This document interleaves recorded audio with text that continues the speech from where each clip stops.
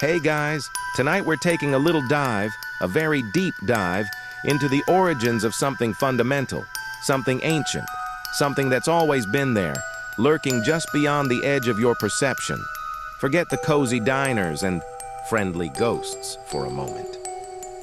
Tonight, we're peeling back the layers of reality, traveling to a time when reality itself was still just an abstract concept, swirling in a cosmic blender. You're about to witness the universe being born, not with a bang, but with a slow, almost agonizing groan. This isn't a story for the faint of heart, or rather for the easily bored. It's the kind of profound foundational narrative that makes you realize how utterly, wonderfully insignificant your daily commute truly is. And honestly, if you were actually there, you probably wouldn't survive for more than a nanosecond, because the very concept of survival hadn't even been invented yet. So before you get comfortable, take a moment to like the video and subscribe. But only if you genuinely enjoy what I do here. Now tell me, where are you tuning in from, and what time is it where you are? Drop a comment below. Now, dim the lights, maybe turn on a fan for that soft background hum, and let's ease into tonight's journey together. You find yourself in a place that isn't really a place at all. It's an expanse, boundless and formless, stretching into an infinity that feels both vast and utterly claustrophobic. This is the primordial void, a state that existed before anything truly existed. No stars winked in the distance. No planets spun on their axes. No celestial bodies decided to be fashionably late. It was a complete and utter chaos, a yawning abyss that contained everything and nothing all at once. Imagine the most disorganized junk drawer you've ever seen, then multiply its disarray by an infinite factor, and make it completely dark, silent, and devoid of any distinguishable objects. That's pretty close, and honestly, it's not exactly thrilling. More like cosmic white noise, if white noise could actually be a vast, unorganized emptiness. In this boundless, unshaped expanse, the very first stirrings of existence began. From chaos, the first primordial deities emerged, not with a dramatic flourish or a divine utterance, but with a slow, almost laborious unfurling. You can almost feel the immense geological creak as Gaia, the earth, solidified into being. She was the heavy, fertile ground, the foundation upon which everything else would eventually rest. Imagine the slowest, most profound stretch you've ever done after a long nap, but on a cosmic scale, giving birth to mountains just by shifting your weight. It's a strange but true fact that many ancient creation myths across diverse cultures posit a primordial, undifferentiated state before the universe gained form, often personified as a void or chaos. The Greeks just gave it a rather dramatic name. Simultaneously, two other fundamental entities followed. Tartarus, the deep abyss, a dark, fathomless chasm, opened up beneath Gaia. It was less a prison at this point and more just the bottom. The absolute, undeniable, very far down bottom. And then there was Eros. Not the cute, cherubic Cupid you might imagine, but the fundamental force of attraction, desire, and procreation. You feel a subtle, almost imperceptible pull, a cosmic magnetism that began to draw disparate elements together, making organization and union possible. Without Eros, everything would have simply continued to drift apart, forever. So think of Eros as the universe's first and most essential dating app.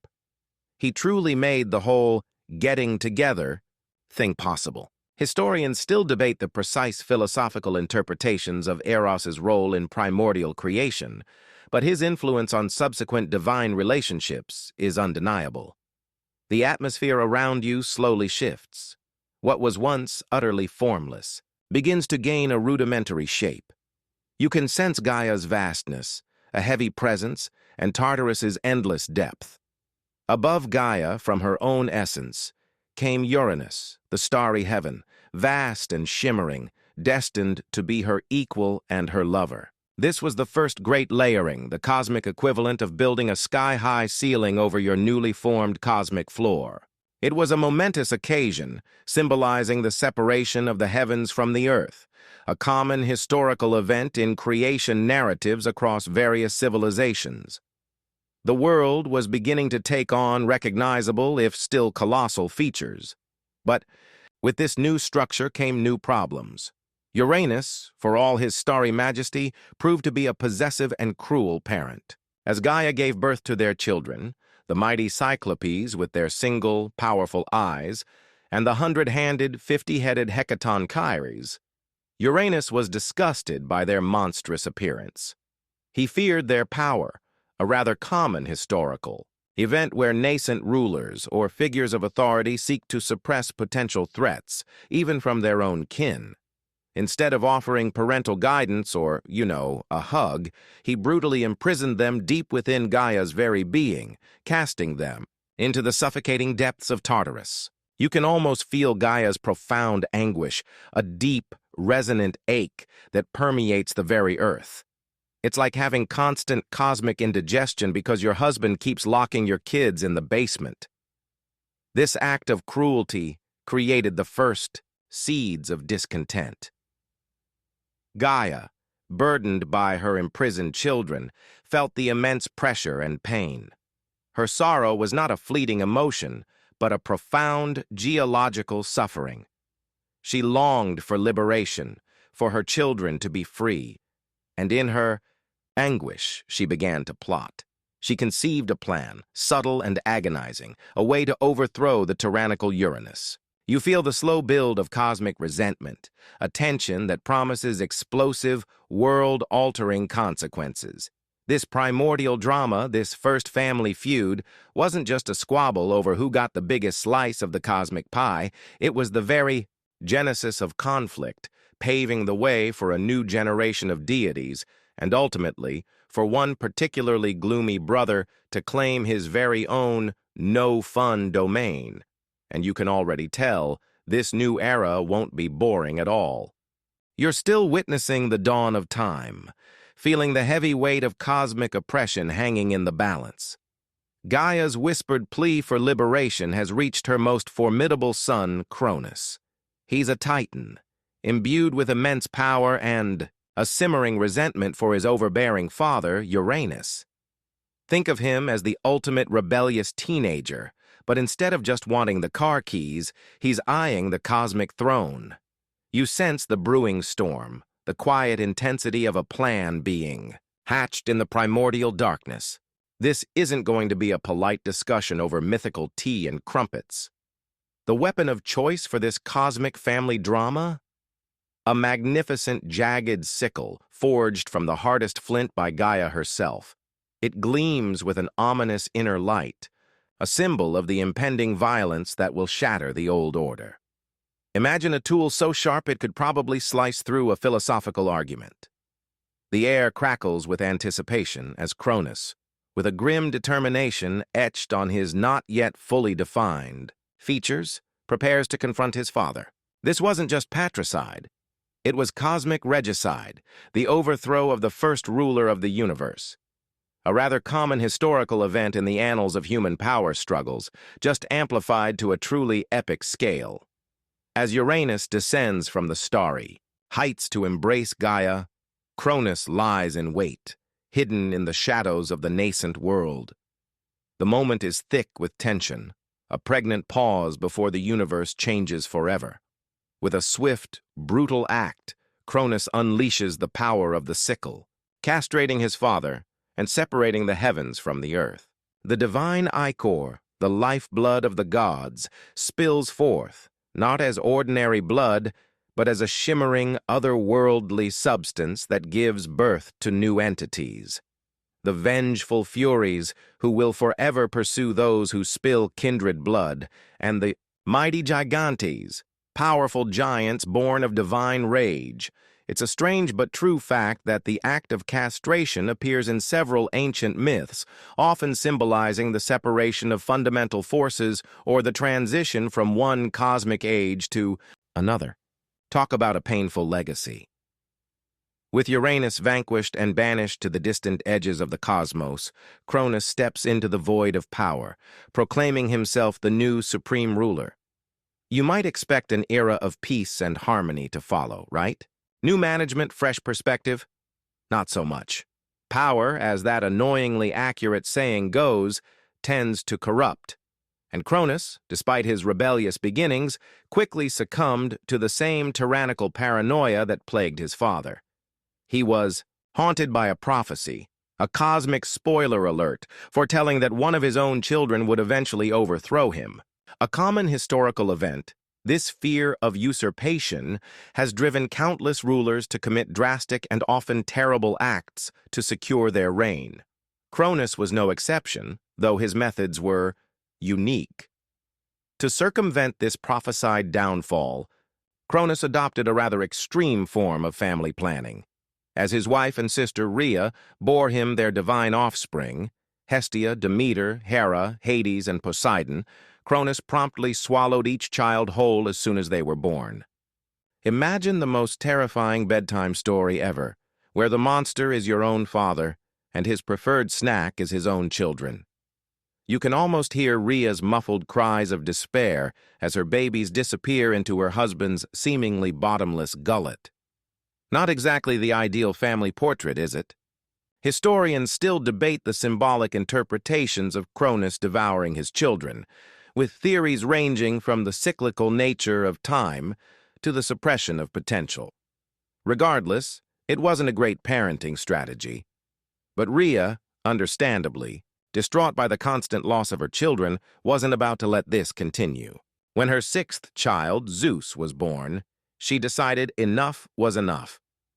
Employing a cunning deception, she presented Cronus with a large stone wrapped in swaddling clothes. The paranoid Titan, expecting another divine infant, greedily swallowed the stone without a second thought. You feel a surge of relief, a flicker of hope, as the infant Zeus is secretly spirited away to the island of Crete, hidden in a cave on Mount Dicte, nurtured by nymphs and the milk of the goat Amalthea. This was the pivotal moment, the quiet before the ultimate cosmic showdown. The next time you see a baby giggling in a crib, just remember, sometimes they're secretly destined to overthrow a Titan.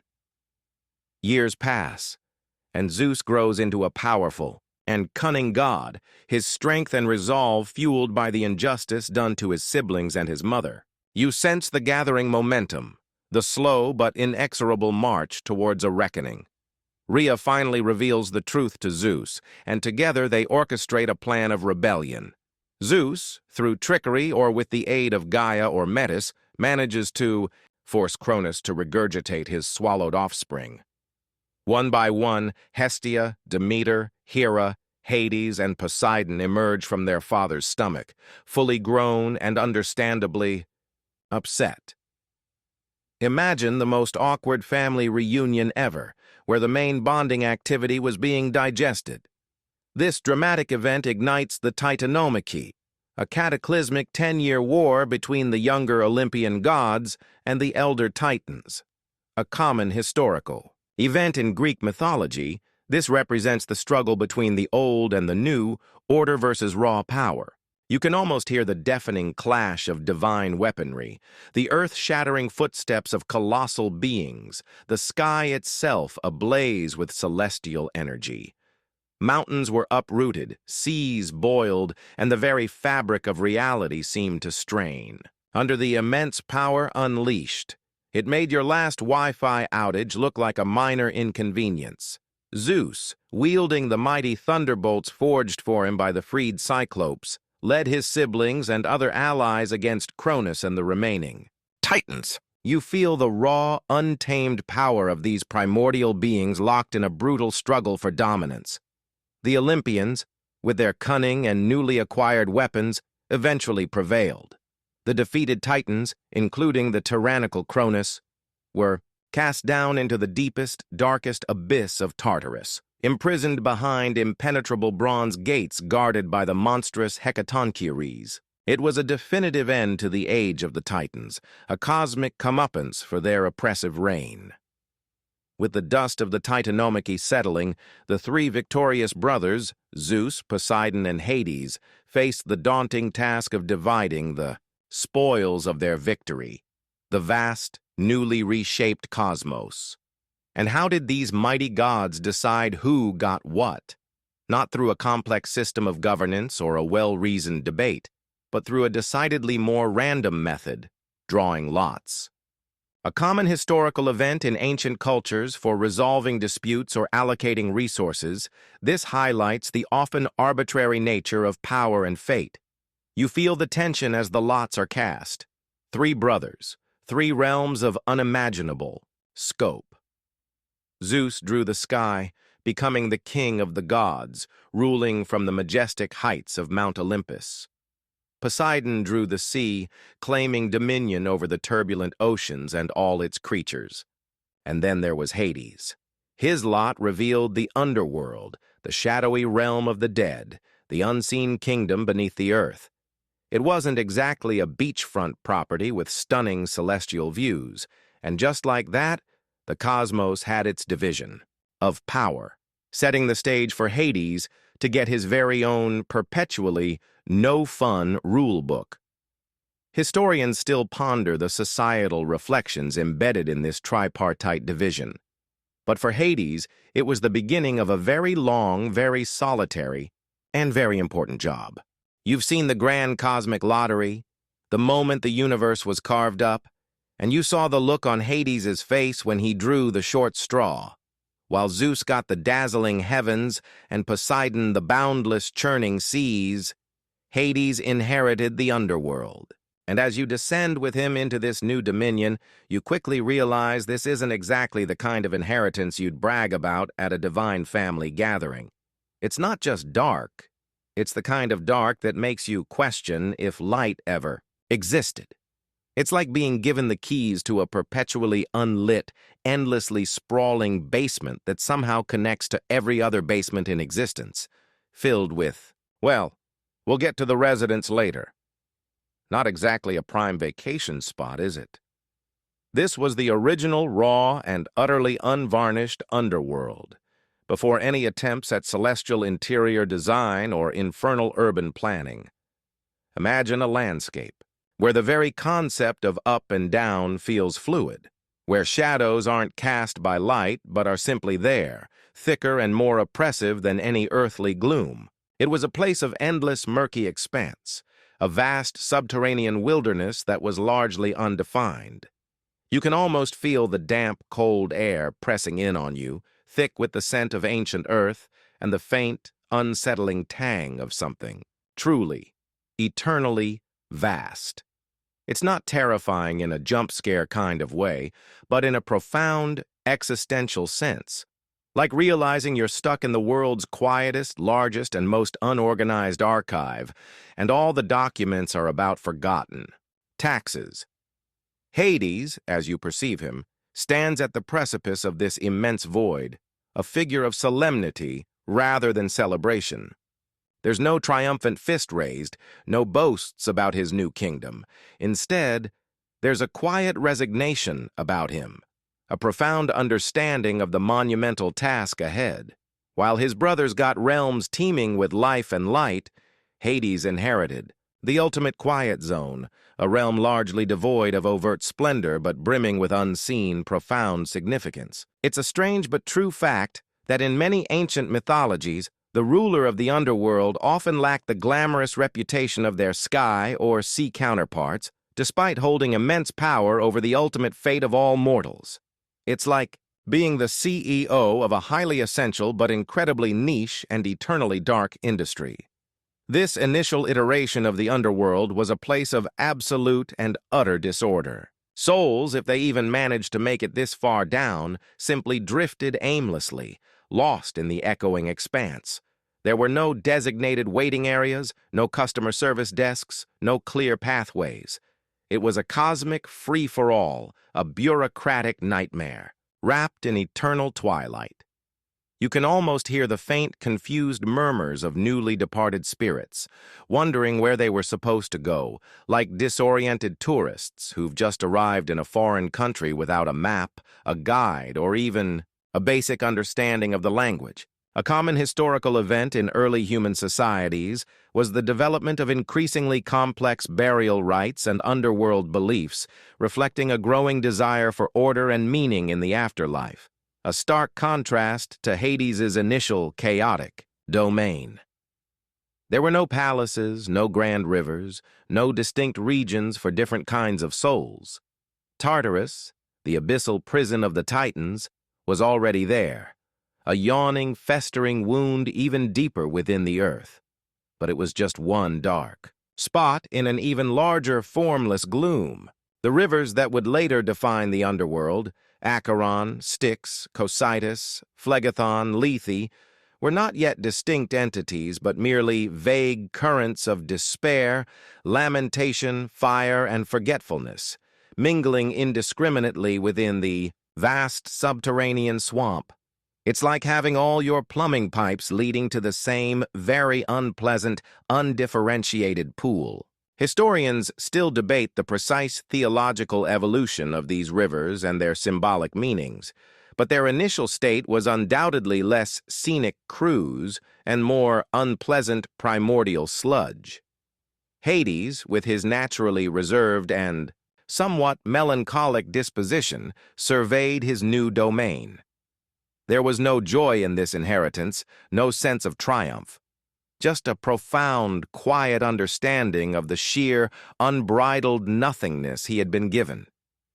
He was handed the cosmic equivalent of an abandoned galaxy-sized warehouse, with the unspoken expectation that he make something of it. And you sensed that even though he wasn't thrilled, there was a glimmer of his inherent sense of duty. After all, someone had to manage the ultimate no-fun zone. It was a truly daunting prospect, like being told you're now in charge of organizing every single mismatched sock in the universe in the dark with no help. And honestly, that sounds pretty boring. You remain with Hades in his newly acquired kingdom, this vast, echoing emptiness that stretches in every direction. The initial novelty, if you could even call it that, has long since worn off, replaced by a dawning realization. This place is profoundly, utterly lonely. While Zeus is hosting lavish banquets on Mount Olympus with a constant stream of adoring nymphs and heroic demigods, and Poseidon is gallivanting through his vibrant underwater realm with his marine entourage, Hades is here, in the quiet. The endless, echoing, truly deafening quiet. It's like being the only person left in a library the size of a continent, and all the books are written in a language you don't understand. You sense the weight of this solitude, pressing in on Hades, a tangible presence in the already oppressive gloom. There's no one to share a wry joke with about the latest squabble on Olympus. No one to strategize with, no one to simply be around. Even the vague, drifting spirits offer no companionship. They are lost in their own post-existence confusion, like sleepwalkers in an eternal night. It's a strange but true fact that social isolation has been shown to have profound negative effects on both mental and even physical health. And while Hades is a god, this fundamental lack of connection surely weighed heavily on his spirit, if gods even have spirits in the way we understand them. Imagine the longest, most uneventful solo camping trip you've ever considered, then extend it for all eternity and remove the possibility of even seeing a squirrel. The sheer scale of his dominion only amplifies this isolation. The Underworld isn't a cozy little cottage. It's a sprawling, undefined labyrinth stretching beneath the entire world. It's a constant reminder of the immense responsibility he now bears, a responsibility that feels all the more crushing in his solitary state. There are no cheering crowds, no loyal subjects offering counsel, just the endless, silent expanse that seems to mirror the emptiness he must feel. It's like being the CEO of a colossal corporation where all the employees are perpetually lost and can't answer their phones. A common historical event is the psychological toll that absolute power and isolation can take on rulers and leaders throughout history, often leading to paranoia, eccentricity, or even madness. While Hades doesn't exactly descend into madness, at least not in the traditional sense, you can sense the quiet burden of his unique position. The landscape itself offers no solace. There are no vibrant forests, no sparkling rivers teeming with life, at least not yet, just the monotonous palette of shadow and muted stone. The very air feels heavy with the weight of unspoken endings and forgotten lives. It's a place that inherently speaks of finality, a constant, silent reminder of mortality, or rather, post-mortality. It's like living in a perpetually overcast landscape where every day feels like the Sunday after the world has ended.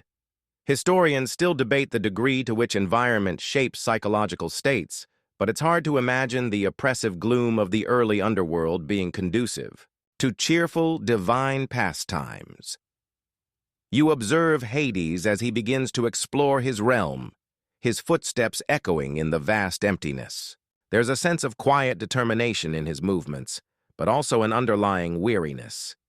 He's surveying his kingdom, but it feels more like an inspection of a desolate, abandoned property. He's the new landlord of a place where no one voluntarily chooses to reside.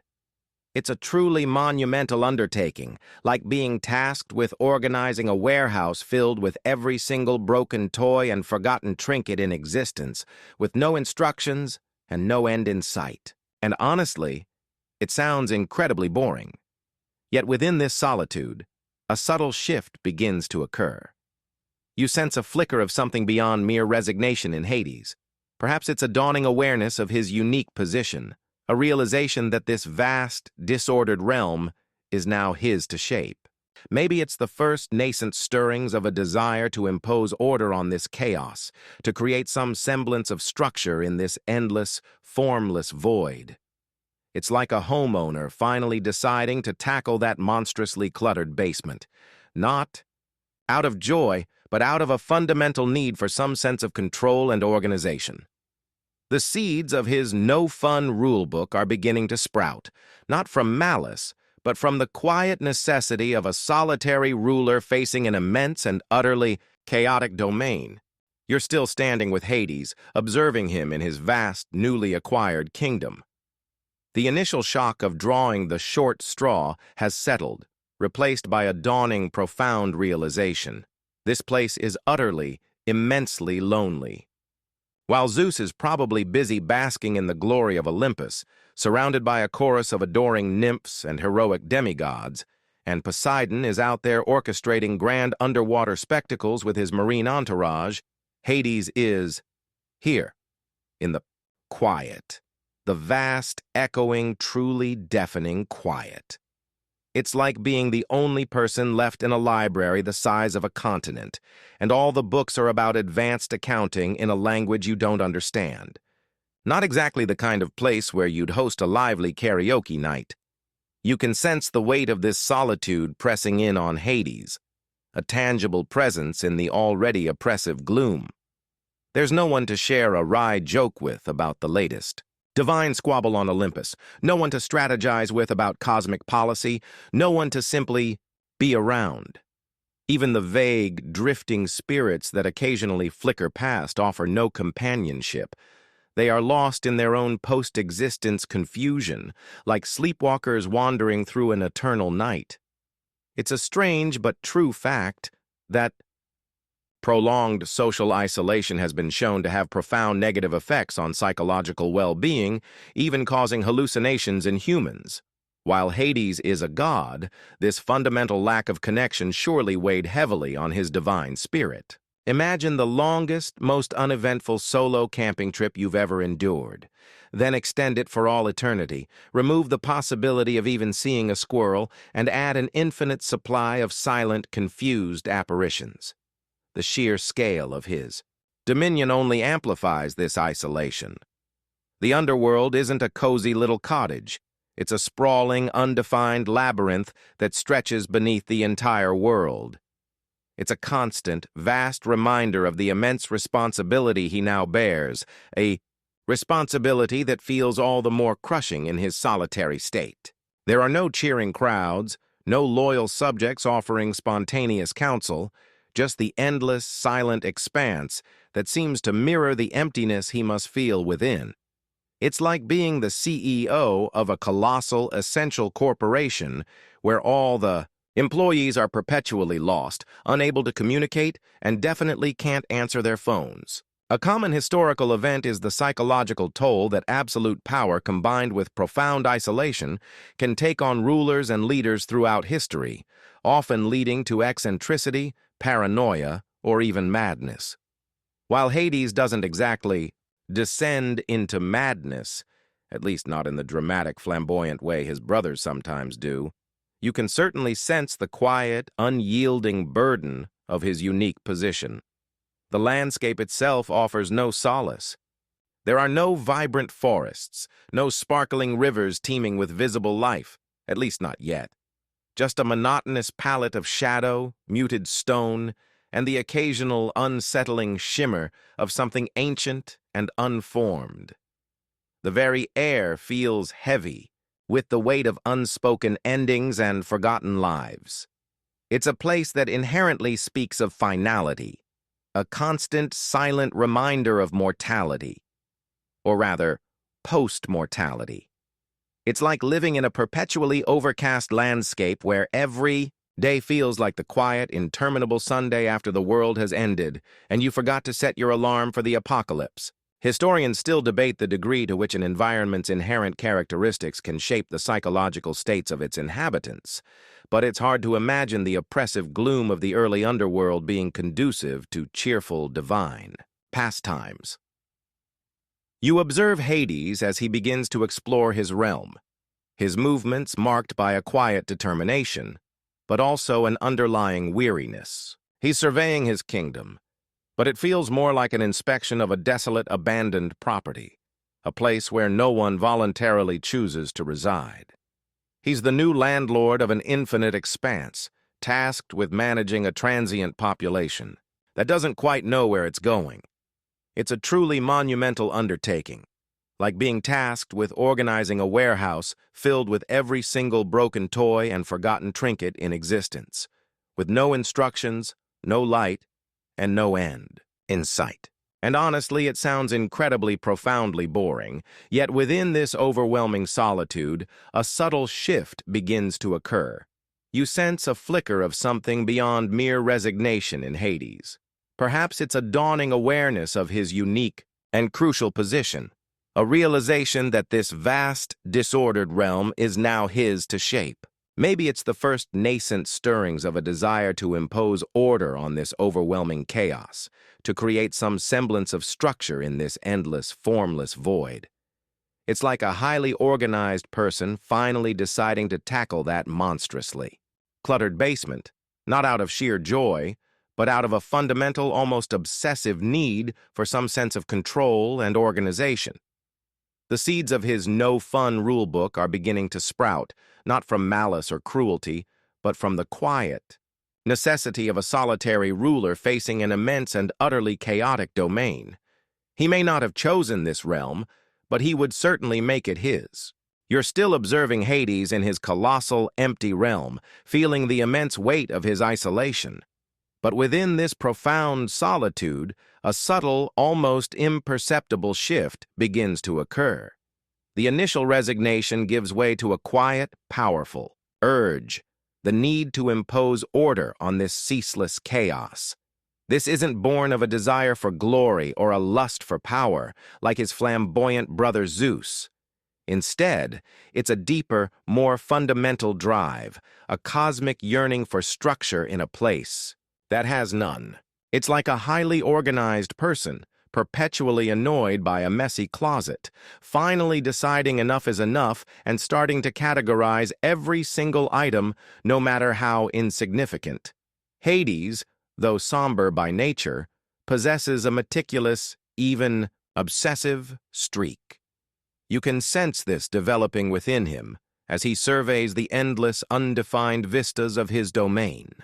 The aimless drifting of the newly deceased, the indistinct murmurs of forgotten souls, the formless currents that would one day become the great rivers of the underworld. All these chaotic elements must have grated against his inherent need for system and hierarchy. He was, after all, a god of the Titans, and despite their eventual defeat, they were beings of immense, if sometimes destructive, order.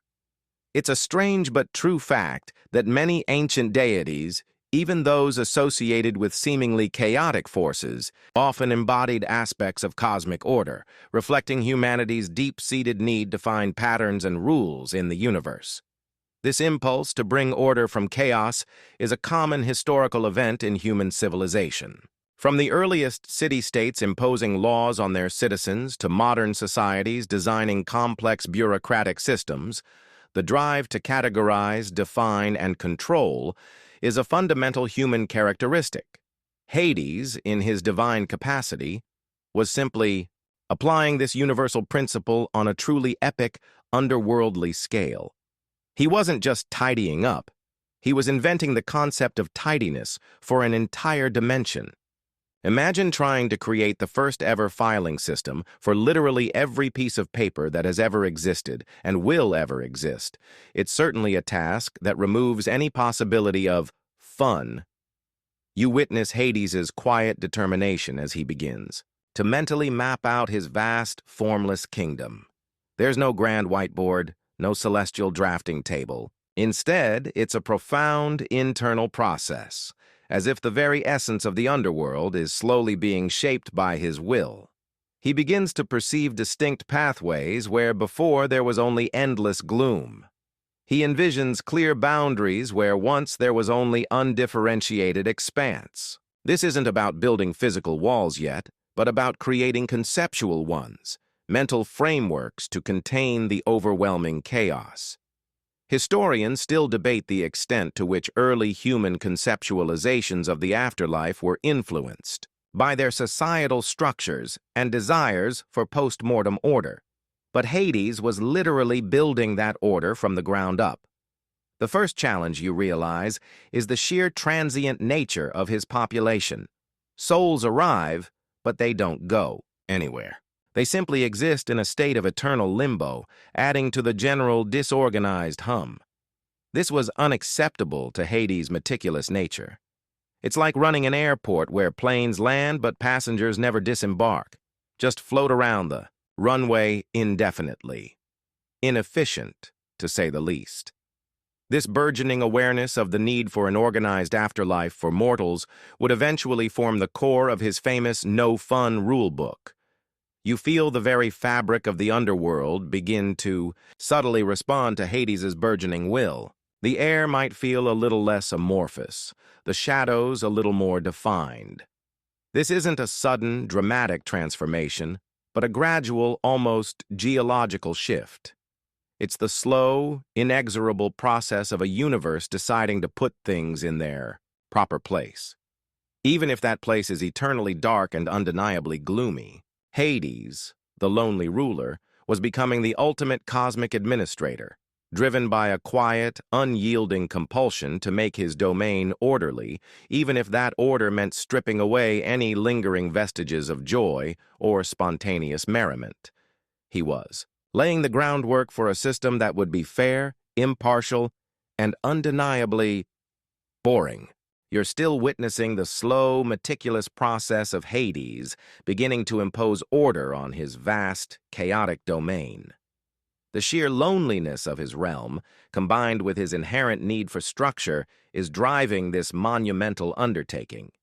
But as he mentally maps out pathways and envisions boundaries, the constant disorganized flow of incoming souls presents a new, immediate challenge. They are arriving, a steady stream of the newly deceased, but they are aimless, confused, and utterly without direction.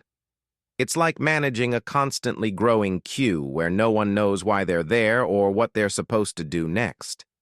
And, honestly, for a god who appreciates efficiency, this must have been incredibly frustrating. This was a common historical event in ancient beliefs, the moment of death, when the soul separated from the body and began its journey to the afterlife. Across various cultures, there was often an emphasis on the soul's disorientation and vulnerability during this transition. Hades was now directly responsible for this massive, bewildered influx. He wasn't just observing, he was experiencing the full, chaotic impact of every mortal life ending. You can almost feel the faint, confused murmurs of these newly arrived spirits, like a perpetually bewildered crowd at a bus station where all the signs are in an unknown language. Initially, these souls were simply wisps, indistinct and formless, devoid of personality or memory, adding to the general ethereal background noise of the underworld. But as Hades began to focus his divine will, you sense a subtle shift. The individual essence of each soul, however faint, began to coalesce, making them more discernible, albeit still largely unresponsive. It's a strange but true fact that, in many ancient Greek traditions, only certain heroes or those who underwent specific rites retained full consciousness in the afterlife. The general populace often became dim, shadow-like entities. Hades was essentially upgrading the basic soul package from static to slightly fuzzy. Hades, with his meticulous nature, must have found this aimless drifting profoundly irritating.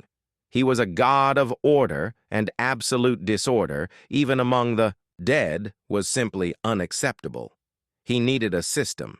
He needed a process. He needed a rulebook. His motivation wasn't about judgment yet. It was about logistics.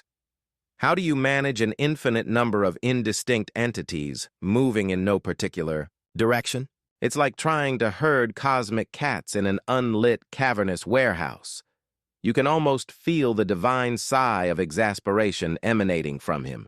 Historians still debate the extent to which early Greek notions of the afterlife reflected societal anxieties about order and control in life. But for Hades, the problem was immediate and pressing. He began to observe patterns, however faint, in the way souls arrived and where they seemed to coalesce. Some seemed drawn to certain areas, others repelled. This rudimentary observation was the first step towards creating distinct regions within his realm. He was essentially conducting the first ever demographic study of the deceased, albeit without spreadsheets or pie charts. His very presence, his focused attention, started to subtly influence the flow of these ethereal beings, like a colossal magnet gently guiding iron filings into nascent patterns. This initial interaction, or rather observation, of the souls solidified Hades's understanding of his unique, crucial role. He wasn't just the king of the underworld in title. He was the ultimate gatekeeper, the final administrator of all life's endings. This wasn't a job for his jovial brother Zeus, who preferred the lively affairs of mortals and gods. Nor was it for Poseidon, who reveled in the vibrant, ever-changing tumult of the seas. This quiet, unchanging, eternally significant task fell squarely on Hades's shoulders. And while it still wasn't fun, you sense a growing resolve, a quiet acceptance of his solemn purpose. He was the one who would ensure that even in death, there was an order, a pathway, and eventually a rule for everything. You're still with Hades, observing his quiet contemplation amidst the drifting, aimless souls. The vastness of his realm, coupled with the ceaseless arrival of the deceased, has solidified a crucial truth in his mind. This place, more than any other, absolutely requires laws. Not suggestions, not guidelines, but firm, unyielding rules. Without them, his domain would remain an eternal, chaotic free-for-all, a cosmic, bureaucratic nightmare from which no soul could ever truly find its place. It's like trying to run a global postal service without addresses, zip codes, or even a basic concept of delivered. Just unimaginable chaos. This profound need for order, this drive to impose a rigid system, was perhaps born from Hades's own nature. Unlike his tempestuous brothers, Zeus and Poseidon, Hades was always the most reserved, the most grounded, the one who saw the quiet necessity of structure. You can almost feel the divine gears turning in his mind, envisioning intricate systems, where before there was only endless void. It's a strange but true fact that many ancient civilizations developed complex legal codes and judicial systems, often attributing their origins to divine revelation or the wisdom of their early rulers, reflecting a universal human desire for justice and order. Hades was simply pioneering this concept for the ultimate afterlife. The very concept of a structured afterlife with specific destinations for different types of souls was a monumental undertaking.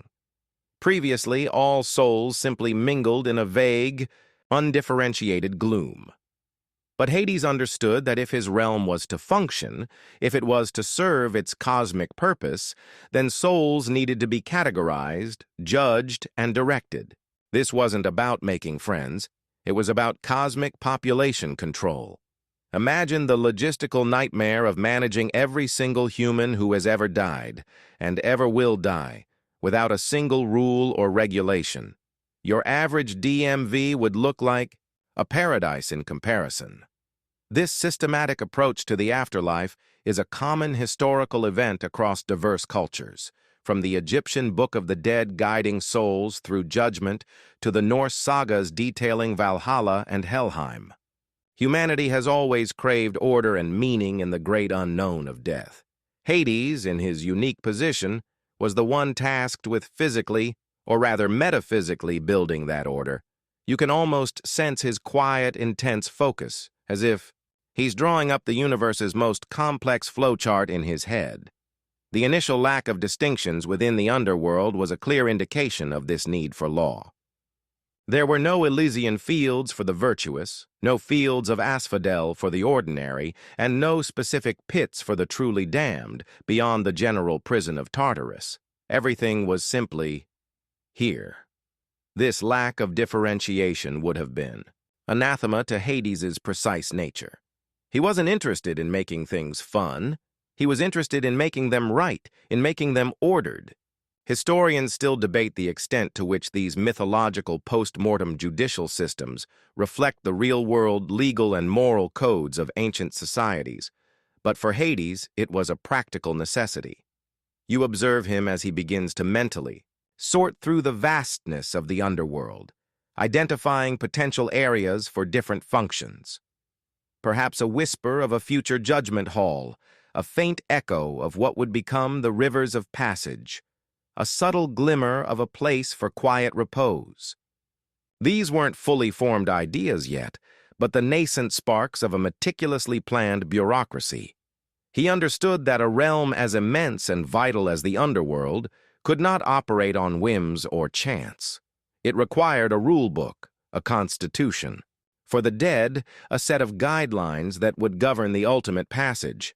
And that rulebook, you sense, was destined to be as impartial, as unyielding, and as utterly devoid of spontaneous joy as Hades himself.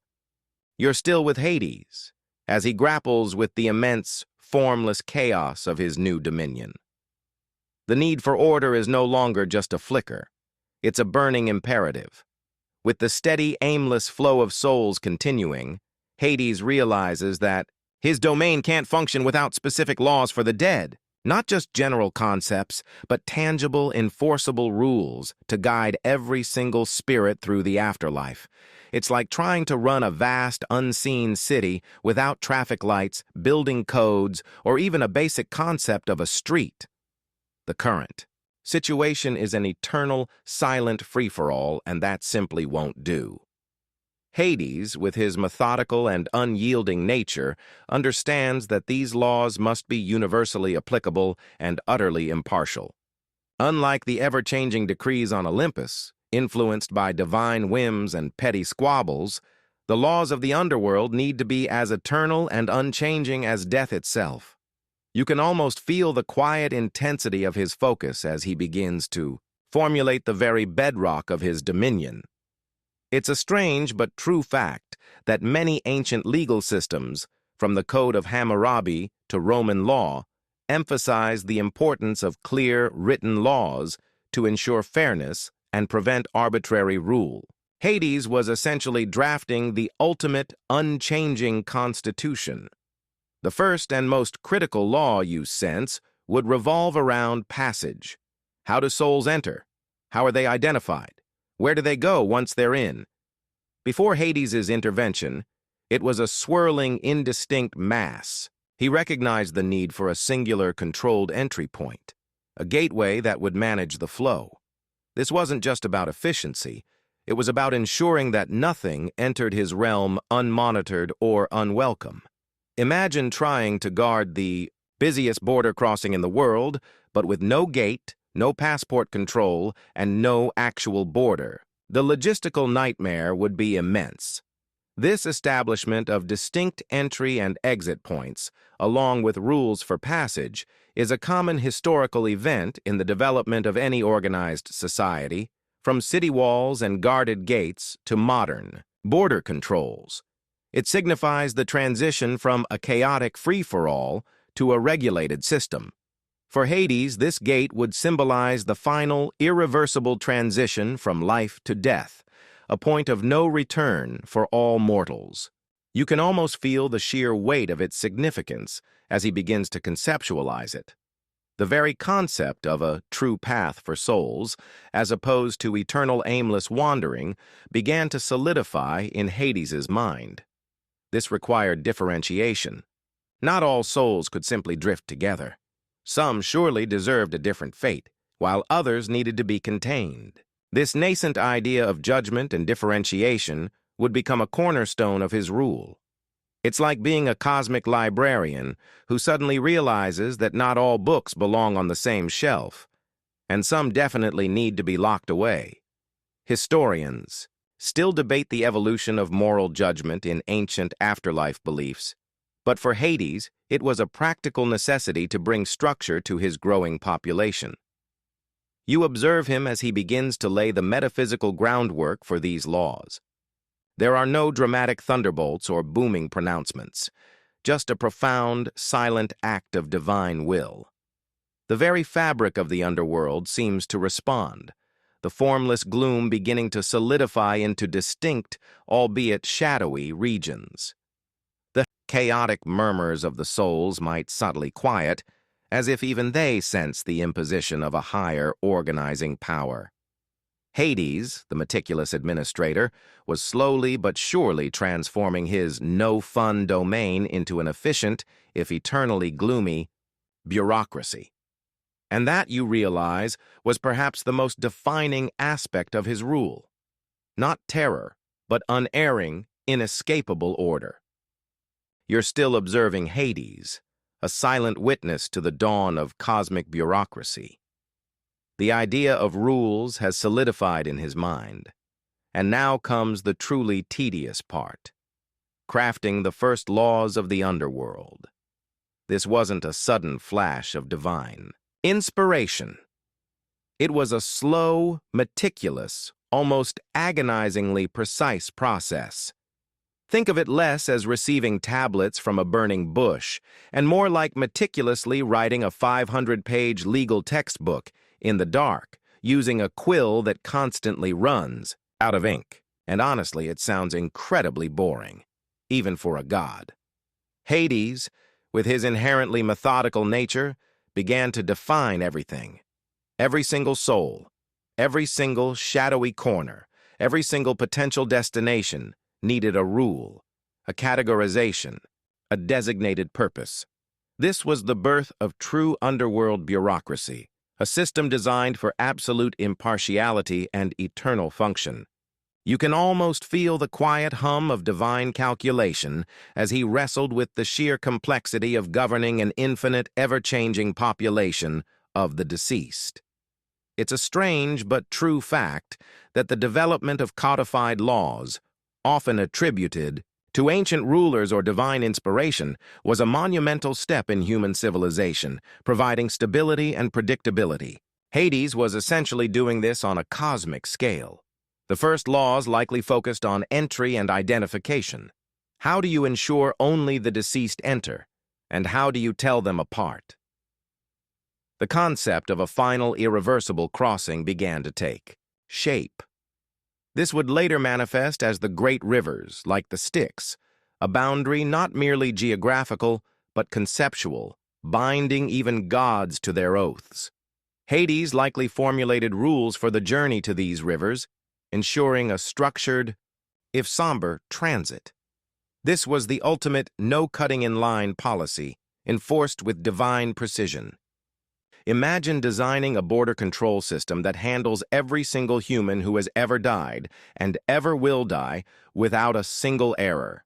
The scale is mind-boggling. This systematic approach to the afterlife, with specific entry points and processes, is a common historical event in the mythological traditions of many cultures. From the Egyptian concept of weighing the heart to the Norse Bifrost Bridge, humanity has always sought to bring order to the chaos of death. Hades was building the foundational infrastructure for this universal human need.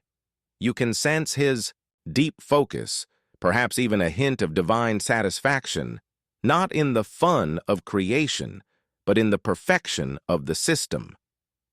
Next came the laws of judgment and destination.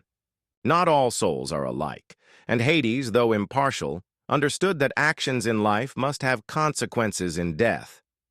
This was the birth of the Underworld's famous or infamous judicial system. He had to delineate realms, a place for the virtuous, later the Elysian Fields, a place for the ordinary, the fields of Asphodel, and specific, often harrowing punishments for the wicked, deep within Tartarus beyond the Titan prison. This was the ultimate cosmic sorting hat, designed for absolute, unyielding justice. Historians still debate the origins and philosophical underpinnings of ancient judicial systems, and whether their mythological counterparts truly reflected societal moral codes. But for Hades, it was a necessary step towards a truly organized afterlife. You observe him as he meticulously considers every possible scenario, every nuance of mortal existence, translating them into definitive, immutable regulations. Each law was probably not written down with a quill, but rather inscribed into the very fabric of the underworld, a profound act of divine will that shaped reality itself. The air itself might have grown heavier, more structured, as if the rules were settling into place around you. The previously formless gloom began to coalesce, creating the subtle distinctions that would one day become the distinct regions of the underworld.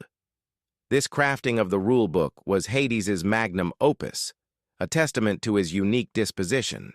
While his brothers pursued glory, pleasure, or dominion over living realms, Hades carved out an empire of order from the ultimate nothingness.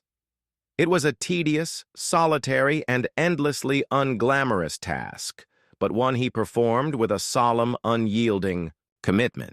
He was ensuring that every soul, from the mightiest king to the lowliest peasant, would receive their precise, predetermined fate, according to a set of laws that were fair, absolute, and undeniably boring.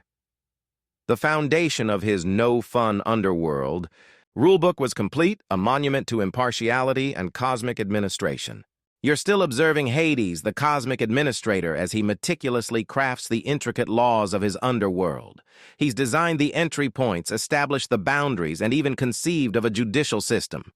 But even the most brilliant legal code is useless without someone to enforce it, someone to guide the endless stream of souls, someone to manage the burgeoning bureaucracy. Hades, solitary by nature, understands that even he cannot oversee every single detail of an infinite realm alone. It's like being the head of a massive, silent corporation without a single employee. The ultimate no-fun rulebook needs agents. This realization marks the point where Hades begins assembling his court. He needs entities, beings suited to the solemn, unchanging nature of his domain, to assist him in administering the rigid laws he's put in place. These won't be the boisterous, sun-loving deities of Olympus. They need to be figures of quiet authority, unwavering impartiality, and a deep understanding of the finality of existence.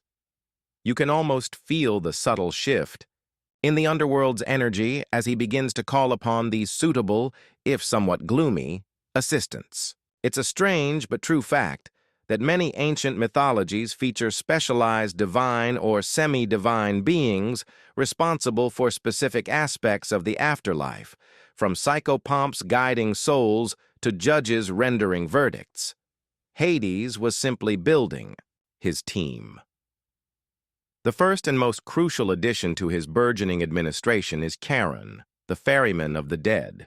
Hades designates him as the gatekeeper of the river Acheron, the river of woe. Charon's duty is simple yet vital, to ferry the souls of the deceased across the dark waters, but only those who have received proper burial rites and can pay his toll, a coin placed under the tongue of the dead. This established the very first practical, enforceable rule of passage: no coin, no ride. It's like the ultimate cosmic turnstile, ensuring order from the very first step into the afterlife. A common historical event in ancient societies was the practice of placing coins with the dead explicitly for this purpose, highlighting the deep integration of myth into daily mortal life. Next, Hades recognized the need for guardians to protect the integrity of his realm, to ensure that neither the living nor the damned could leave without his express permission. This brings forth Cerberus, the formidable three-headed hound who guards the gates to the underworld. Cerberus isn't just a pet, he's a living, breathing, eternally vigilant enforcement mechanism, ensuring the no-exit policy is strictly adhered to. You can almost hear his deep, guttural growl echoing through the silent passages, a constant reminder that once you're in, you're in. Historians still debate the origins of such multi-headed guardian figures across various mythologies, but their symbolic role in preventing escape is undeniable. As the underworld's population grew and the laws of judgment became more complex, Hades understood he needed judges. He couldn't possibly oversee every individual verdict himself. That would be incredibly inefficient. So he appointed wise and just mortals who, upon their death, were elevated to divine status as judges of the dead: Minos, Rhadamanthus, and Acus.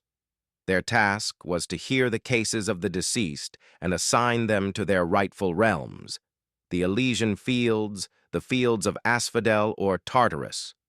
This was the ultimate impartial court system, ensuring that justice, cold and unyielding, was served. It's like establishing a Supreme Court where the judges have literally seen it all. You observe the slow but steady formation of this unique administration. Each appointment, each delegation of power further solidified the structure of Hades's domain. The once formless gloom now began to feel like a colossal, albeit eternally dim city, with designated roles and responsibilities. The aimless drifting of souls became a structured procession. This wasn't a kingdom built on charisma or grand pronouncements. It was built on diligent administration and unyielding adherence to rules. Hades, though still solitary at the core, now had a functional court. He wasn't entirely alone anymore. He had a team, however somber and dedicated. This provided him with the necessary instruments to enforce his intricate no-fun rulebook, ensuring that the underworld operated with the efficiency and impartiality he so craved. The cosmic bureaucracy was complete, a monument to order in the face of universal finality.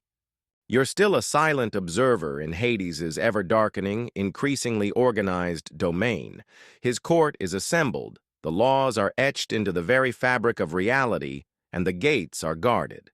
But with the system in place, Hades now faces the ultimate logistical challenge: the actual economy of the underworld. Not an economy of gold or goods, but an economy of souls. How does a realm that deals exclusively with the deceased manage the flow, processing, and ultimate destination of every single being who dies? It's like running the world's largest, most intricate, and eternally operational accounting firm, but every client is a ghost, and the only currency is their life's deeds. And honestly, It sounds even more boring than real accounting. Hades, ever the meticulous administrator, understood that the sheer volume of incoming souls required a system of continuous processing. There was no off-season for death. This constant influx meant that his rulebook had to be applied consistently, every single moment, for every single soul. You can almost feel the quiet, relentless pressure of this cosmic responsibility. It's a strange but true fact that many ancient civilizations developed complex bureaucratic systems to manage resources, taxes, and populations, often relying on detailed record-keeping.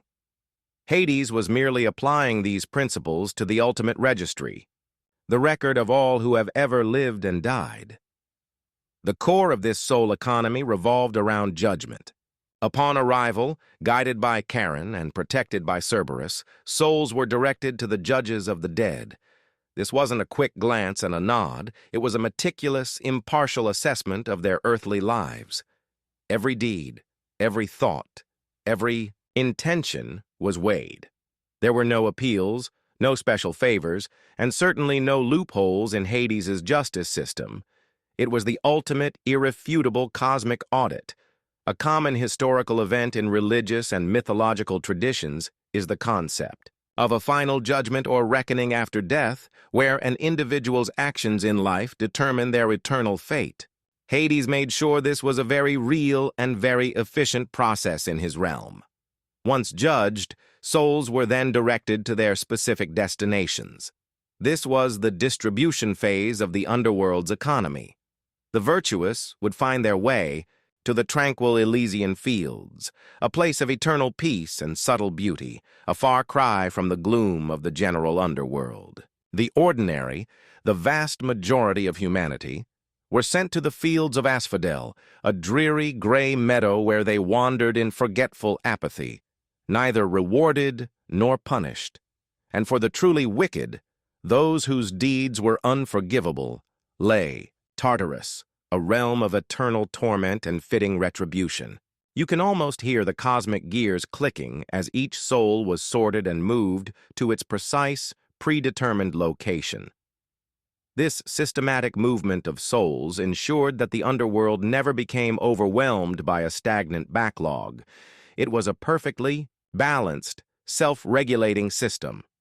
Souls entered, were processed, and then moved on, making room for the next wave of the deceased. It's like a perfectly optimized factory line for human destinies, running forever. Historians still debate the extent to which these detailed afterlife descriptions served as moral guides or social control mechanisms in ancient societies, but for Hades, they represented a practical, eternal solution to the management of immense numbers. Hades, ever the silent overseer, rarely intervened directly in the daily operations, trusting his judges and his system to function impartially. His role was to ensure the integrity of the laws, the unwavering fairness of the judgments, and the perpetual flow of souls through his no-fun bureaucracy. He was the ultimate compliance officer, the chief operations officer of the dead, ensuring that his grim empire ran with perfect, unyielding precision. And you realize, as you witness this intricate, eternal process, that perhaps for Hades, this profound and perfect order was his own, unique form of satisfaction. You're still within Hades's perpetually dim, perfectly ordered domain, witnessing the relentless, systematic flow of souls. His no-fun bureaucracy is running with unyielding precision, a testament to his meticulous nature. But even in this realm of eternal routine, something utterly unexpected, something vibrant and entirely un-underworldly, is about to disrupt the quiet solitude of its king. The arrival of Persephone is not just another soul, it's a cosmic anomaly, a burst of spring in an eternal autumn. It's like a vibrant, chaotic rainbow suddenly appearing in your perfectly monochromatic, highly organized spreadsheet. And, honestly, it's going to shake things up. The traditional narrative, as you might recall, typically paints this event as a forcible abduction. Hades, lonely and accustomed to the somber company of the dead, spots Persephone, the radiant daughter of Demeter, goddess of the harvest, gathering flowers in a sun-drenched meadow. Overcome by a sudden intense desire, he bursts forth from the earth in his chariot, seizing her and dragging her down into his shadowy kingdom. You can almost feel the jarring contrast, the vibrant energy of the mortal world brutally interrupted by the cold, undeniable pull of the underworld. It's a strange but true fact that tales of abduction and divine marriage are common across many ancient mythologies, often symbolizing the transfer of power or the merging of distinct realms. However, a more nuanced, perhaps even sympathetic interpretation suggests a different dynamic. While the act was undeniably forceful, some accounts hint at Hades's profound loneliness and a desperate yearning for companionship. He didn't just want a queen, he wanted a vibrant presence to illuminate his desolate existence. Persephone, on her part, though initially terrified, might have possessed an innate curiosity, a hidden fascination with the mysteries of the unseen world that went beyond her mother's cheerful harvests. Imagine being surrounded by eternal gloom, and suddenly a being made of pure, untainted sunshine appears. It's an almost irresistible, if terrifying, draw. Her sudden disappearance plunges the mortal world, and particularly her mother Demeter, into utter despair. Demeter, heartbroken and furious, abandons her duties. The earth withers, crops fail, and a devastating famine sweeps across the land, threatening to extinguish all mortal life. This dire agricultural crisis is a common historical event in mythological narratives, where divine displeasure directly impacts the natural world, highlighting humanity's reliance on the favor of the gods. You can almost feel the chill of winter setting in, never to leave, as Demeter's grief blankets the earth. The resulting cosmic crisis forces Zeus, ever the pragmatist, to intervene. He cannot allow humanity to perish. That would upset the entire divine balance and reduce the number of future worshippers and future souls for Hades, for that matter. He sends Hermes, the messenger god, down to the underworld to negotiate Persephone's release. You sense the palpable tension of this divine diplomacy, a rare moment where Olympus directly intrudes upon Hades's meticulously ordered, no-fun domain. But Hades, ever the master of his own rules, reveals a cunning detail. While in the underworld, Persephone had consumed pomegranate seeds. This seemingly small act carried immense significance. In ancient Greek belief, eating food from the underworld bound one to that realm. It was a simple yet unbreakable rule of his meticulously crafted system. It's like eating a tiny sample at a cosmic grocery store, only to find out you've now signed a perpetual lease on the building. Historians still debate the exact symbolism of the pomegranate in this myth, ranging from fertility to the binding, power of the underworld. But its role in the story is undeniably pivotal. A compromise is ultimately reached. Persephone would spend a portion of the year in the underworld with Hades and the remainder with her mother on Earth. This annual cycle creates the seasons.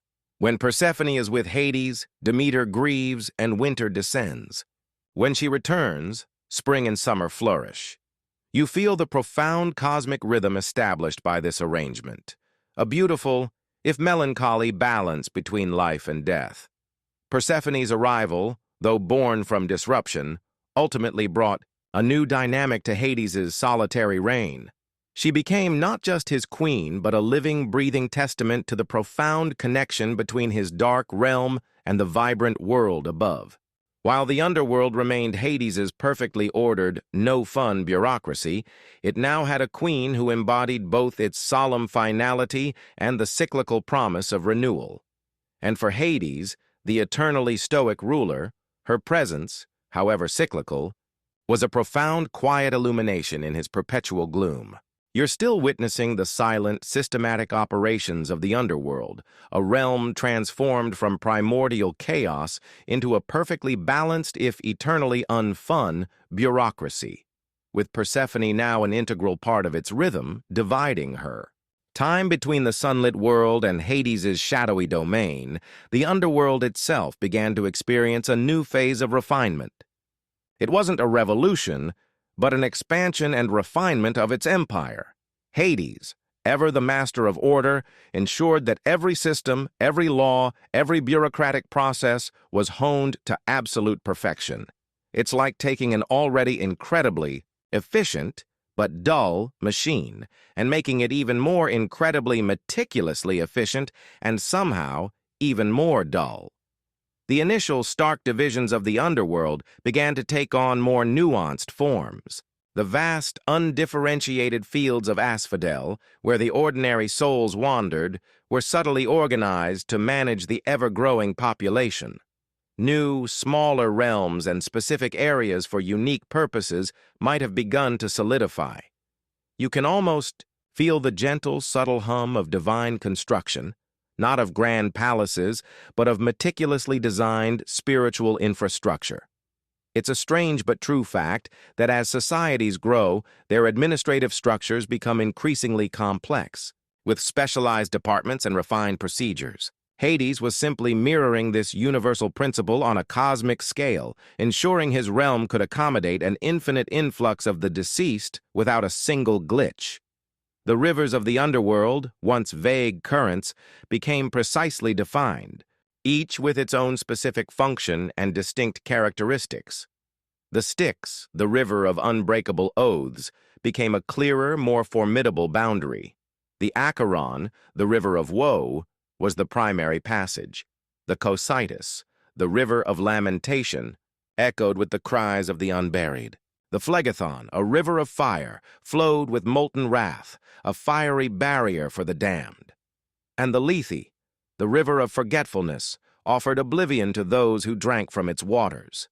Each river now served a crucial, unwavering purpose in the soul's journey, acting as both geographical markers and psychological barriers. This clear delineation of natural features is a common historical event in early map-making and territorial definition, showing how order was imposed on perceived chaos. The judgment process itself also saw refinements. While the judges of the dead handled the bulk of the verdicts, Hades might have established more specific protocols for different types of souls or more complex cases.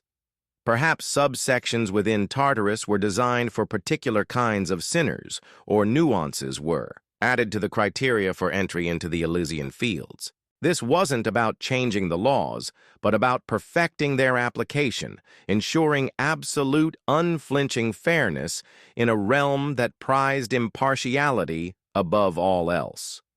Historians still debate the historical evolution of legal codes, but it's clear that complexity and refinement were a hallmark of developing justice systems. The bureaucracy also grew. While Hades remained the sole king, and his initial court, Charon, Cerberus, the judges, were his primary agents, perhaps minor spirits, unseen scribes, or ethereal attendants were assigned specific tasks. Perhaps a system of grim records began to form, tracking the entry, judgment, and placement of every single soul. This wasn't about making the underworld nicer. It was about making it more efficient, more foolproof, more capable of handling the endless, solemn procession of death. It's like optimizing a vast, silent filing system so that every single document, no matter how minor, can be found in an instant. Persephone's influence, while subtle, undoubtedly played a role in this refinement. Her connection to the living world, her understanding of mortal complexities, might have provided a unique perspective to Hades, helping him anticipate the needs and nuances of the souls arriving. While she never undermined his authority or his rigid rules, her very presence added a dimension that hadn't existed before, perhaps allowing for a more complete and universally applicable system. By now, the underworld was a truly vast and fully operational empire of the dead. Every shadow had its place, every soul its destination, every process its procedure. It was Hades' masterpiece of order, a testament to his dedication to his often underappreciated domain. The no-fun rulebook was no longer just a concept. It was a living, breathing, endlessly functional reality, governing the ultimate fate of all things. You're still there, a quiet observer in the heart of Hades's perfectly ordered, perpetually dim dominion. The underworld is no longer a chaotic void. It is a meticulously crafted masterpiece of cosmic bureaucracy, a testament to its king's profound need for structure. Every soul has its place, every process its procedure, and every rule its unwavering enforcement. The grand no-fun rulebook is complete, a testament to his solemn reign. And as you witness the timeless, efficient flow of the afterlife, you realize this is the true legacy of Hades. Not terror, but an unyielding, impersonal order. Hades, the silent sovereign, is a figure of quiet authority. He rarely, if ever, leaves his realm. His presence is a constant, unwavering force, the gravitational center around which the entire economy of souls operates. Unlike his tempestuous brothers, who frequently meddle in mortal affairs or engage in divine squabbles, Hades remains fixed in his domain, ensuring the impartial execution of his laws. You can almost feel the profound stillness that emanates from him, a deep, resonant calm that permeates his entire kingdom.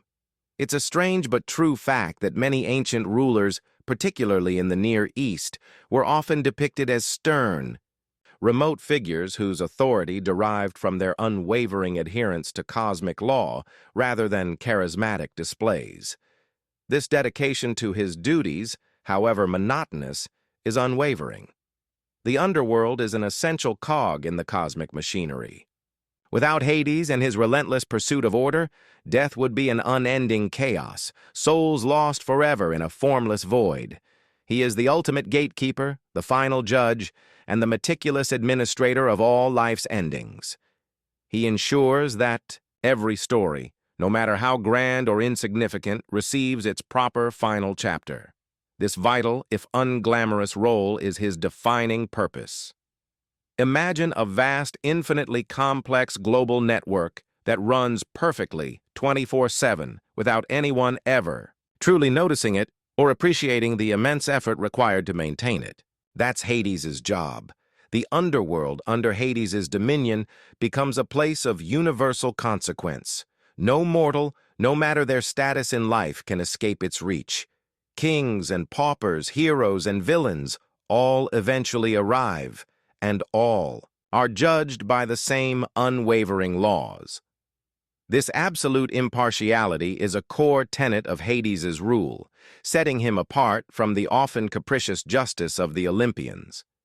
It's a common historical event in the development of ethical thought, that the idea of universal justice, applied equally to all, emerged as a cornerstone of advanced legal and moral systems. For Hades, this was simply the only way to ensure ultimate fairness. Persephone, his queen, brought a unique balance to his grim domain. Her cyclical presence, the ebb and flow of life and death, added a layer of profound meaning to the underworld's eternal routine. While she did not change the laws, her very existence underscored the unbreakable connection between the vibrant world above and the solemn realm below. She is the living embodiment of the cycle, a touch of spring in an eternal winter, ensuring that even in death there is the distant echo of renewal. Historians still debate the extent to which the Persephone myth reflects ancient agricultural cycles, but its profound impact on the Greek understanding of life, death, and rebirth is undeniable. As you prepare to leave this silent, ordered realm, you understand Hades not as a figure of malice, but as a being defined by duty and meticulous purpose. He is the cosmic administrator, the keeper of the balance, the architect of the ultimate bureaucracy. His underworld, born from the chaos of primordial existence, perfected through his lonely dedication, stands as a testament to the fact that even in the most boring and somber of tasks, there can be a profound, unyielding sense of order. And that you realize is the true story of how Hades got his very own, perfectly efficient and utterly no-fun underworld rulebook.